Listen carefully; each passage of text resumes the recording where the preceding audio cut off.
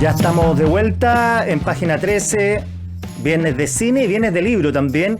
Y Cristian Ramírez nos propone hablar de los 60 años de Campanadas a Medianoche del grandísimo Orson Welles. Bueno, Welles llega a hacer esta película con una mochila bien cargada, con el pasado de haber dirigido Ciudadano Kane, Claro. que en ese tiempo todavía no era considerada la mejor película de todas las eras del cine. No, era ¿Tú un la film, consideras así? o sea, cuando uno la ve en pantalla grande, Sí. te morís. No, o sea, de verdad que no podéis creer que una persona tan joven Haya hecho eso. haya hecho eso. Yo la vi Y- también y- en cine en una reestrena por primera vez. ¿Te acordás que hacían como estos Claro. reestrenos? Y es impactante. Y además en ese tiempo. Bueno, ahora, durante mucho tiempo, Wells cargó con esta mochila, pero hay harto crítico, sobre todo los especialistas en Wells, que dicen que la verdadera gran película de Wells es Campanadas a Medianoche. Ah, mira, no tenía idea. A ver, en estricto rigor, esto está basado en Shakespeare, pero no en una pura obra de Shakespeare, sino que es una especie de bolsa de gatos donde Wells metió un montón de obras. Todo Shakespeare. Metió un montón de obras históricas. Sí.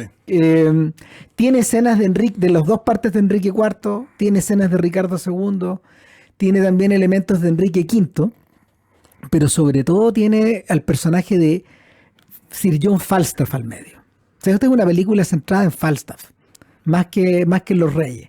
Y esta historia, esta toma de poder de Enrique V y las locuras que él cometió cuando él era príncipe, el príncipe Hal en esa época, están contadas desde la mirada de este viejo pícaro que está encarnado por él mismo. Ya. Esta es una época en que Wells no estaba tan gordo como llegó a hacerlo después en los años 70, ese típico look que tiene Wells Sí, en los comerciales, en series de televisión donde apareció, ¿no? Este Wells usaba un relleno y está hiper maquillado como Falstaff.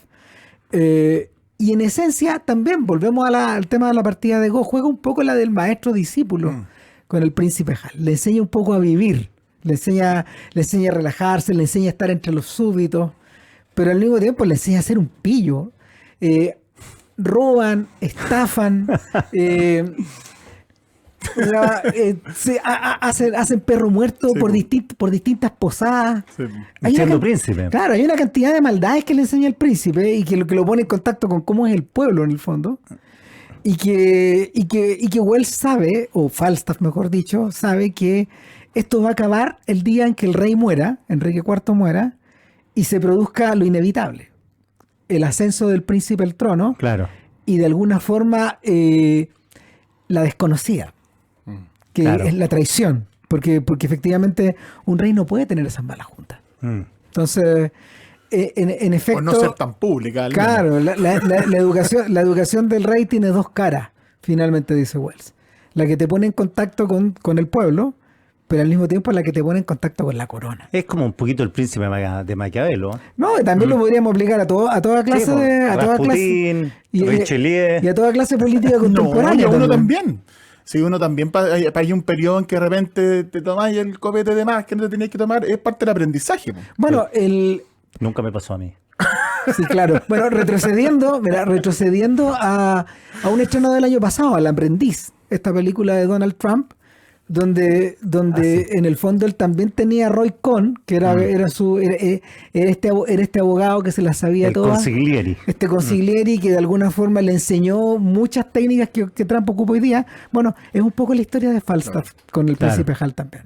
Deformada y distorsionada con el paso de la era y de la modernidad, pero Wells en el fondo está tocando esta fibra que va por detrás de la política de todas las eras. De todos los tiempos, claro. Claro, Exacto.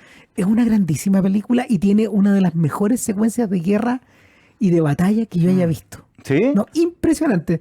Está hecho con nada. Mira, Wells llega a España porque él sabe que solo puede filmarla ahí. Y el productor Emiliano Piedra y Harry Saltzman, el tipo que hacía las primeras películas de James Bond, le ponen las lucas. Pero a condición de que la haga con muy, muy poco dinero. Wells lo hace rendir, estrena la película, pero para esa época su público está esencialmente en Europa. Y el filme pasa inadvertido en Estados Unidos durante muchos años, atrapado también por la distribución, y hoy día recién se lo está pudiendo ver en toda su gloria. ¿Y a tu juicio es mejor que Ciudadano Kane? Mira, yo creo que es un cineasta más maduro. Ya. Probablemente es menos brillante, es menos loco, es menos jugado, pero es mucho mejor actor. Su versión de Falstaff es increíble. Pero yo te diría que más de actor tiene que ver con la adaptación, con la historia que cuenta. Sí. Eso que dices tú al principio, hay que... ¿La historia la escribe él? Pero es una adaptación, es una adaptación de la Shakespeare, adapta, pero claro. en el fondo es... No, digo el menjunje ya. Claro, más- claro. No, es que lo que pasa, bueno, es que ahí nos metemos en el Falstaff, que es el Claro. personaje de Shakespeare. Fíjate que de los grandes personajes de Shakespeare, probablemente uno es Hamlet, es el personaje, Hamlet El es más famoso es el de más todos famoso, también. y es un personaje que en un solo papel se sintetiza la venganza, la ambición, muy humano además Hamlet en ese sentido. Por lo tanto, un personaje, Hamlet es como perfecto y está en una sola obra. Ya, un arquetipo. Claro, completo. es un arquetipo completo en una sola obra. Y Hamlet no podría estar en otras obras. Falstaff es un personaje secundario que aparece en distintas obras de Shakespeare y que de hecho el rumor es que a pedido de la reina, Shakespeare escribe Las Alegres Comadres de Windsor para darle a Falstaff un protagónico y para que Falstaff conozca el amor. Porque él siempre era un personaje secundario como este mozo de los reyes, divertido, un alivio cómico, bueno para el copete, bueno para tomar, bueno para comer, que siempre vivir. estaba para vivir, era un vividor, que pedía plata prestada, era el personaje del Happening con Ja de... Bolsero. El bolsero, era eso. Tarananana, ¿Y qué se toma? Y una cosita, y, ¿cachai? El Sí. bolsero. Entonces era eso. ¿Conoces a Tomás? ¿Tomás? ¿Qué Tomás? Y ya, una cosita. Ese un sketch. pichuncho, un pichuncho. Ese sketch. Eso es Falstaff, ¿cachai? Entonces, es muy interesante el ejercicio que hace Wells de decir, bueno, si voy a pescar todas las partes en que aparece Falstaff y voy a hacer una sola obra mirándolo a él como protagonista. Ah, bueno, Claro, ahí esta es la hace la perspectiva. síntesis. ¿Cachai? Claro. Y en el caso, y el dato histórico de las Alegres Comadres de Windsor, es una obra, una comedia liviana, una obra de teatro livianita, divertida, donde él se va a enamorar a un par de mujeres para tener plata, y se trata de eso, una comedia de equivocaciones, de ahí sale la obra de la ópera Falstaff de Verdi. Entonces es un personaje muy importante. Entonces, si Hamlet es una de las grandes creaciones en una sola obra, Falstaff es la otra, desde el punto de vista cómico, el otro lado de la moneda, la cuestión cómica, pero que está en varias obras de Shakespeare, porque era un personaje secundario. ¿Te das cuenta? Entonces, si lo llevamos a lo que pasa hoy día, es, no sé, se terminó Friends y le hicieron una spin-off a Joey Tribbiani, porque este personaje secundario que era como un medio bruto Claro. creció mucho. Eso pasó con Falstaff, es lo mismo. ¿Cachai? Joey Tribbiani es un Falstaff de Friends, Está ¿cachai? bueno. Oye, Shakespeare, ¿qué hay para leer de Shakespeare? O sea, es que... O sea, todo Shakespeare, pero fuera de Shakespeare, que hablen de Shakespeare. Lo que pasa es que hay una novela de Shakespeare, no, en realidad no es de Shakespeare la novela, que es una novela preciosa de una autora que se llama Maggie O'Farrell, que tiene una novela que se llama Hamnet, con N. Con N. Con N. Hamnet, Ya. con N. Y es la historia de una mujer que está casada con un aspirante actor, con un aspirante director, que vive en Stratford-upon-Avon, que es donde nunca dicen el nombre Shakespeare, nunca dicen William Shakespeare, y que él se va a Londres a intentar ser actor, que esto es vida real. O sea, lo que sabemos es que Shakespeare en algún momento se va a Londres, no sabemos bien por qué, pero se va a Londres. Y ella queda sola viviendo en Stratford-upon-Avon con su familia y muere el hijo, Hamnet, de 11 años.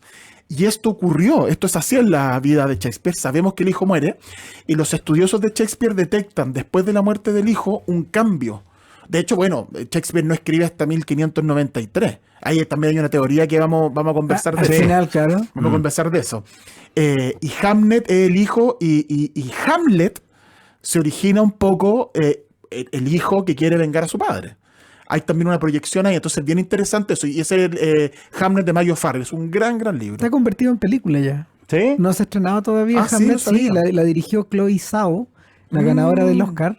La ganadora, la reciente ganadora del Oscar y que ahora se dedicó a hacer una película de Marvel. Bueno, ella ahora No sabían. Buen adaptó dato. Hamlet, sí. Buen dato, Ramírez. Sí, bueno, vamos a ver qué pasa. Nadie la ha visto todavía, así que eso es parte Pero del Hamlet futuro. es espectacular. Entonces, es interesante ver cómo el dolor de la pérdida de un hijo puede haber cambiado el destino de la literatura universal. Pues si Shakespeare es gigantesco. Mira, Oye, pasa sí, algo curioso, Cristian. pasa algo curioso con la tremenda plasticidad que las adaptaciones de Shakespeare han tenido para el cine.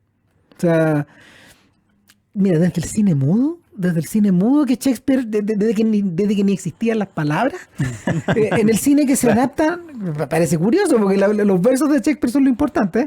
Bueno, Hamlet, Otelo, los reyes, todas estas cosas fueron filmadas desde muy temprano. Ahora, Hollywood Hollywood no tenía mucho gusto a la hora de adaptar esto, y cada vez que lo hacía un poco medio florido, en clave como de estrellas, etcétera. Hay que esperar un poco a la aparición del propio Orson Welles y a la aparición de alguien como Laurence Olivier para tener adaptaciones como con más carne, Ya, perfecto. en el fondo. Wells hace una versión de Macbeth en unos escenarios de cartón piedra que no son muy bonitos, pero funciona bastante bien. Luego hace un Otelo. De hecho, a mediados de los 50 lo filma en Venecia, de hecho, en los lugares reales, donde supone que transcurre la tragedia. Wells sabía que nunca iba a ser un Hamlet, eso se lo dejó Olivier, digamos, ese tipo de roles más trágicos y más heroicos. Pero en cierta forma la relación que él tiene marcó un poco un cambio en la forma en que el cine se acercaba a adaptarlo. Oye, Espérate, sorry. La ópera. Hay muchas óperas Cualquier adaptadas. cantidad también. Entonces, y la ópera, que es como el primer cine, porque es una expresión Un artística. espectáculo grande, Es un ¿no? espectáculo que reúne actuación, canto, Claro. música, que es un cine, el teatro, una cosa así. Adaptó muchas obras. Po. Entonces, también en el cine en la ópera, tení mucho de Shakespeare como fuente de obra. Oye, me llamó la atención en Arte y Letra precisamente el libro que vas Sí. a conversar tú. Salió un artículo Hace de poquito. Shakespeare, La Hace invención poco, del claro. humano, hace poquito, 2 semanas o esta Fue semana. el 4 de mayo, domingo 4 de mayo en el Arte y Letra. Que yo no había escuchado esta tesis, que Shakespeare no Claro. era Shakespeare, O sea... era otra persona. Claro, lleva mucho tiempo este juego de que Shakespeare no existió. O que era otro sujeto, o que o que era un eran palo varios. blanco. Claro, que era un palo blanco. era un palo blanco, un nickname. Claro, una chapa. una chapa, era un palo blanco. Y la tesis, y hay muchos nombres, muchas posibilidades. Y la tesis más conocida y la que tiene más, te diría yo que tiene más coincidencia, porque digamos lo que la mayoría de los estudiosos dicen Shakespeare existió. O sea, Claro. no está en duda que Shakespeare existió. Eso es lo primero. Claro, hay que documentos legales. Era un señor que firmaba, hay un par de firmas, está Claro, enterrado. hay un gallo testamento. Efectivamente vivió, era un actor y era un comerciante Y era también. un comerciante, y era maestro rural, que nace en Stratford-upon, que en su testamento le deja su segunda mejor cama a su esposa. No la mejor. Que la segunda mejor cama, esa es la herencia que le deja. Bueno, el asunto es que sabemos que William Shakespeare existió y que fue este actor que estuvo en Londres, que estuvo en Stratford-upon. Pero, Pero muchos dicen que es imposible que un hombre como él, con la educación que tuvo, con donde se crió, haya escrito las obras, las obras que escribió, con los argumentos, con las complejidades y con los conocimientos históricos que tenía. Se necesita una persona más sofisticada. Más Ya. educada, más culta. que no era supuestamente Shakespeare. Que no era Según supuestamente esto William erudito. Shakespeare. Exactamente. Claro. Y ahí empiezan así como tiene que haber sido otro. Ya. Y ahí empiezan a mirar y hay un nombre que él como que dentro de todas estas teorías de quién fue, es el que concita mayor interés, que es Christopher Marlowe. Christopher Marlowe fue un hombre que nace en 1564 y muere en 1593. La fecha es súper importante. Muere en 1593. En un asesinato. En un asesinato múltiple. muy raro, además. Claro, lo justician entre varios. al final. Claro, justamente. Por una cuenta impaga en una posada. En una cosa posada. rarísima. No, y una cuestión y te voy a contar un par de detalles para entender también esa fecha. Hacia el Él, tender él agua. es un hombre que estudió en Cambridge. En 1587 las autoridades universitarias le intentan negar su título universitario porque el tipo no iba mucho a clase, faltaba mucho. Ah, pero era brillante. Y había un rumor además de que él se había convertido al catolicismo y que había viajado a Francia. Esto también es muy importante porque en esos años en Inglaterra se estaba configurando el protestantismo en Inglaterra. Por lo tanto, ser católico o ser ateo era negar al rey, porque el rey además era cabeza de la iglesia. Claro. Entonces, si tú eras ateo, es decir, tú no creías en el rey, te mataban, ¿cachai? Claro. Bueno, y Christopher Marlowe entonces tiene esta duda. Y fíjate, ¿sabes quién lo defiende?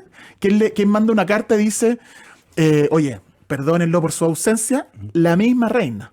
No. La reina manda una carta, manda una orden del Consejo Privado de la reina que dice: no es del agrado de la reina que el que ha estado dedicado al servicio de su país se vea difamado por aquellos que desconocen los extremos que lo han tenido ocupado.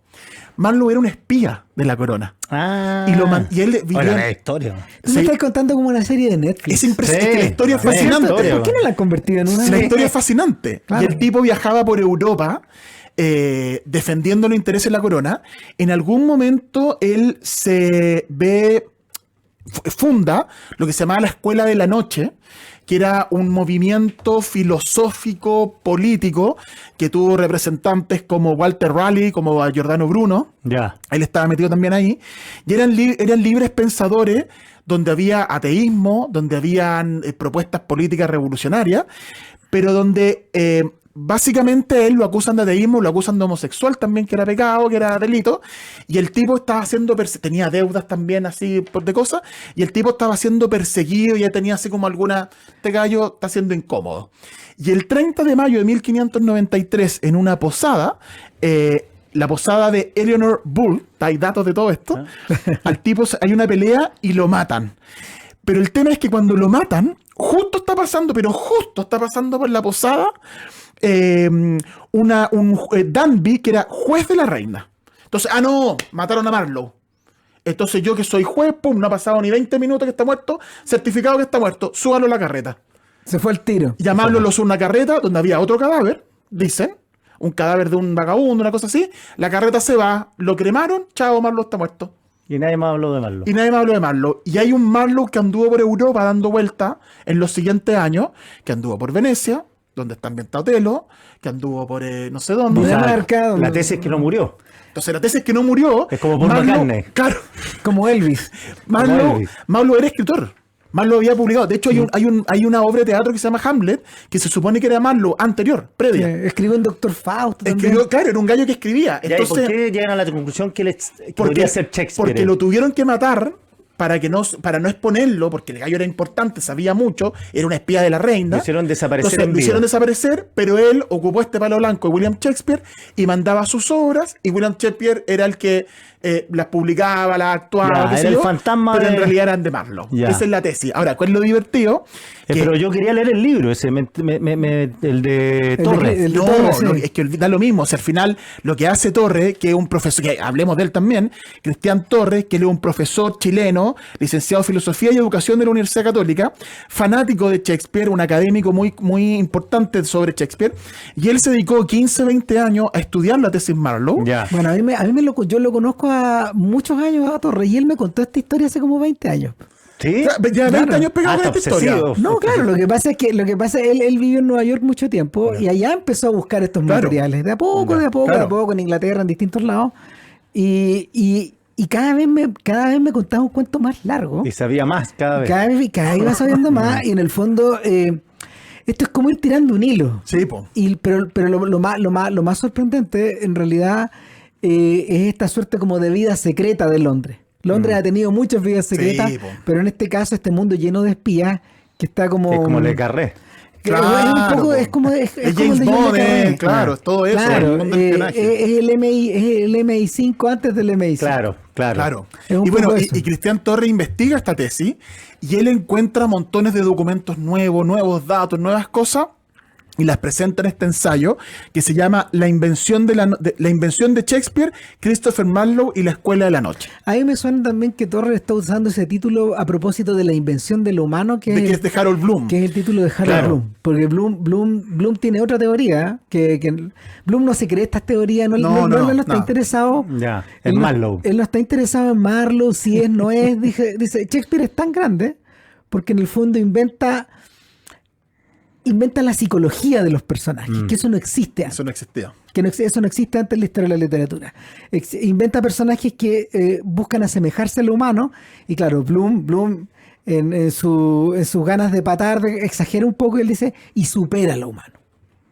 ¿Por qué supera lo humano? Porque Falstaff es un personaje más atractivo que cualquier persona que yo haya conocido. Sí, claro. Dice Bloom en su Falstaff, libro. es que Falstaff tiene eso. Es un gordo, un vividor, pero es súper importante en la educación sentimental de un rey. Influye. Que además, Claro. hablemos, ese rey, Hal, es un rey después fundamental para Inglaterra. Claro, además Falstaff en realidad tiene un pecado original. Y es que en una época en que las clases están separadas, él transita sin problemas Claro. entre todas. Ya. Desde los campesinos, los ladrones, Hasta la las realeza. prostitutas, hasta la realeza más selecta. Entonces, es un personaje que en último término es inescapable. Y para cerrar con Falstaff, el último, que aparece en Campanada de Medianoche y lo destaca Harold Bloom en La invención del humano, que es el gran estudio shakespeariano que hay, que es un libraco así, guatón, 800 grandote. páginas, más o Sí, menos. es tremendo Harold Bloom. Es la muerte de Falstaff. Falstaff no muere en el escenario. Falstaff muere a través del relato de una vieja, de una señora, Ella cuenta. que ella cuenta la muerte, y en Campanada de Medianoche el monólogo es muy bonito, y ella habla de que y Falstaff estaba mal y estaba como medio alucinando, y qué sé yo, y le toqué sus pies y estaban fríos como el mármol, y le toqué la panza y estaba fría como el mármol, y le toqué la cara, dice, fría como el mármol, y ahí termina. Oh, Y qué se bueno. llevan a Falstaff los sepultureros. Oye, Al final. pónganse los audífonos, por favor. Gracias. Vamos a escuchar ahora nuestra onda sonora, mini suite, para contar esta historia. Vamos.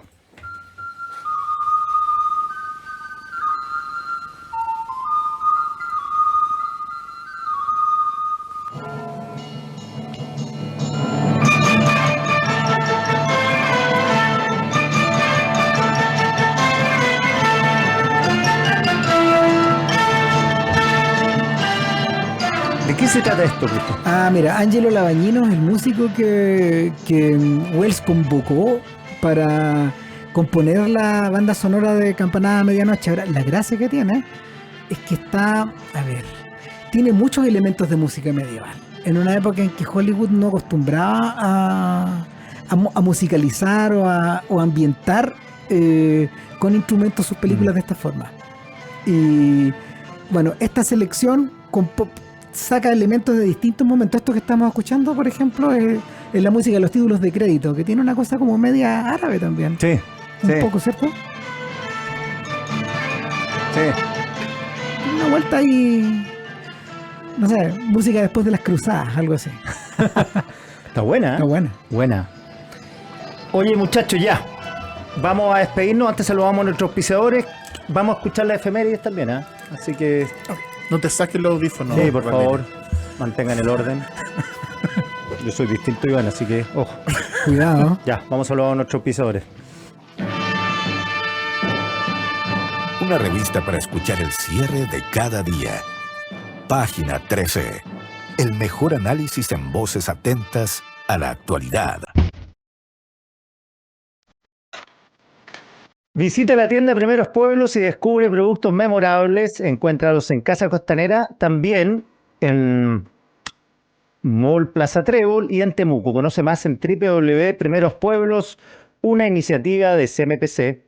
Todo lo que tu empresa necesita con un solo clic, desde solo 0,77 UF masiva mensual, incorpora Softland Cloud, el más completo software de gestión, con soluciones de e-commerce, finanzas, capital humano, comercial, gestión y operaciones. Visítalos en softland.cl. Llega a Chile Prudential AGF en alianza con AFP Habitat para que ahora tengas más alternativas de ahorro voluntario para tu pensión con Prudential AGF. Conoce más de esta alianza en prudentialagf.cl. Elige una fibra que te toque la fibra con el plan 800 megas, Zapping Plan Fútbol, TNT Sport Premium y acceso a todo el contenido de Max a solo 29.990 pesos por un año. WOM, nadie te da más. Desde la salud de tu familia hasta la universidad de tus hijos, con Vicevía aseguras tus ahorros, protección y jubilación. Vicevía planifica y asegura un futuro con tranquilidad. Atención, si tienes un negocio, este dato es para ti. Con Genden, la maquinita roja de Santander, que no la he visto, puedes recibir la plata de tus ventas el mismo día, los feriados, Año Nuevo, Halloween, cuando sea. Con Genden Tienes todo para crecer, conoce y contrata en getnet.cl. Página 13. Hoy, lea. Esto es puro recuerdo. Con el Mi pelo, año- con el pelo rapado. El pelo joven mano tijera, polera negra de AC/DC, que más me gustaba, iba a Rock Shop. Rock Shop era una tienda que quedaba en Providencia, el lugar de encuentro de toda la juventud zorrona de ese tiempo, los perritos zorrones, era el Paseo Las Palmas. Claro, y todos andaban con las Claro, poleras negras. pero Dios, Rock Shop güey. queda arriba. No, Rock Shop al principio quedaba abajo. Ah, tenías razón. Porque era una pista de patinaje, ese lugar, que era un caracol en el tiempo. Sí. Y después mutó. Y, estaba, y la otra la disquería donde íbamos, que atendía a Jorge González, era Fusión. Fusión. Claro, que quedaba en el Drexel. Claro. Y La Jorge competencia. González salía a conversar con la gente. ¿Cómo todo. se nos cayó el carnet, Matías? Yo no entiendo eso, yo nací con Spotify. Ah, claro. Imagínate que el ¿Qué es un Nintendo, CD? el No sé lo que es un Nintendo CD. era los Delta, que eran los flippers. No, del año de la cocoa. Bueno, recordamos esto porque hoy día se conmemora el Día Mundial del Heavy Metal y esto es Ronnie James Dio. Aquí me dijeron Dio los millennials. No, es Dio. Falleció el 2010, un día como hoy. Fue vocalista de Black Sabbath junto a Ozzy, después de Ozzy.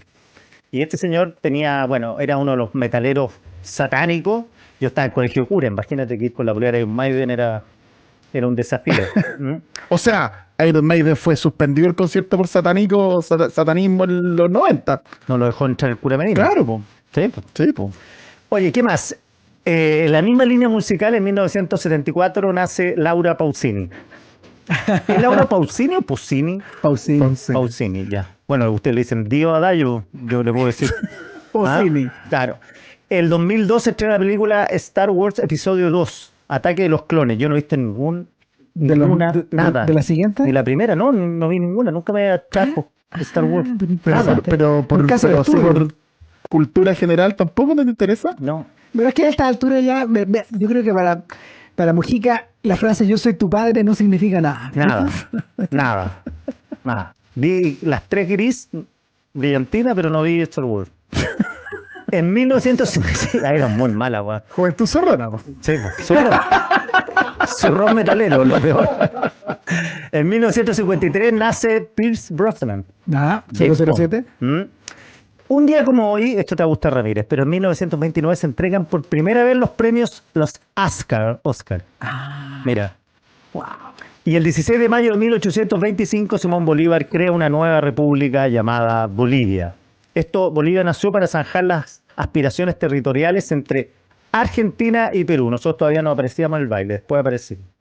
Oye, muchachos, ha sido un gusto. Nos escuchamos el lunes acá en Página 13. Que tengan un muy buen fin de semana.